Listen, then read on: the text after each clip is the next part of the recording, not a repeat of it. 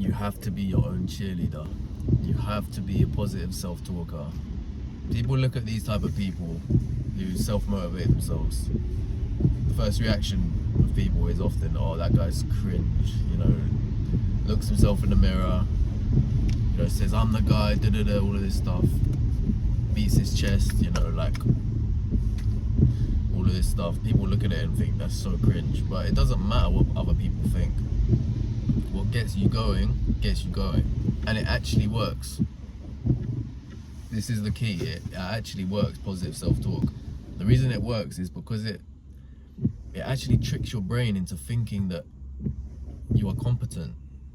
It's a slight psychological trick, and it removes tension, that release, like letting things out in times of fear. I use this tactic a lot.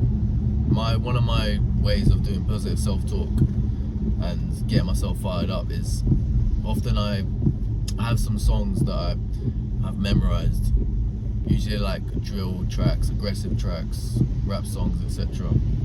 But I know the lyrics to them, so anytime I'm in a moment of fear, moment of discomfort, want to go home, I just need a boost, I employ these tactics. I start going like a bit crazy. I start singing to myself, start, you know, even dancing a little bit just to get me in the mood, like.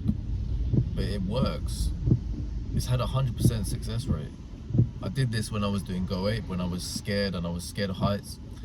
It put me in the zone. It removed the tension, put me in a relaxed zone. It gave me something to do as well, because I'm memorizing the lyrics. Then your brain is focused, and you'll be shocked what you can do when you can actually put yourself in the zone, when you're your own cheerleader. You know, I learned a lot of these tactics from David Goggins as well, and it really does work. All sorts of positive self-talk. It could be anything. It doesn't matter, as long as it gets you fired up, as long as it gets you in the zone. Like the stuff that David Goggins says, he's like, they don't know me, son. They don't know me. And stuff like that. It sounds cringe. It does. It sounds very cringe, but it works. So it doesn't matter. It doesn't matter what other people think either. You need to use the tactics that work for you. Forget what anyone else says. Like another one I use is like, what do I say? I say, like, oh yeah? You think you got me, yeah? You think you got me? No, you haven't got me. Like, just stuff like that. And you can use this anytime you're out of your comfort zone. I think David Goggins calls it taking people's souls, but it actually works. Earlier, like beating your chest like a King Kong gorilla, like it works. It gets you fired up. Even like letting out some monkey noises, like that shit works. Puts you in the zone.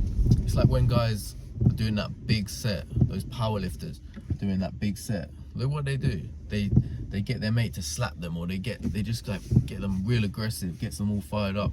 It gets the adrenals going. So I use this tactic anytime I'm scared of heights. I'm gonna use this tactic. I have used this tactic and it's worked. It's had 100% success rate. So I'm gonna continue to use this tactic. And it's so liberating because it allows you to use these techniques for anything in your life that you're scared of. Anything that scares you, positive self-talk, positive reinforcement. And so many people are concerned with not being cringe and think, no, I don't want to do that. It's like, but you're not pushing your comfort zone then. You're watching what people think too much. You gotta let go of that. You can't be concerned with people thinking that you're a bit of a madman, a bit of a weirdo. It's like, what you do behind closed doors anyway, it doesn't matter. If you saw me in the cold shower, like every morning, do you think I want to get in the cold shower every morning? No. There's plenty of mornings where I don't feel like getting in the shower, in the cold shower, but I do it regardless. And I employ these tactics and they work. And you might see me in the shower, you know, singing some lyrics and like skanking out like a bit of a madman, but it works. It's a tried and tested technique. So that's why I like the notion of the army guys, you know, David Goggins, Ant Middleton, all these kind of hard men. It's like they actually understand what it's like to go through tough situations, and not just things like fear of heights and, you know, fear of the cold water, actually fear in combat.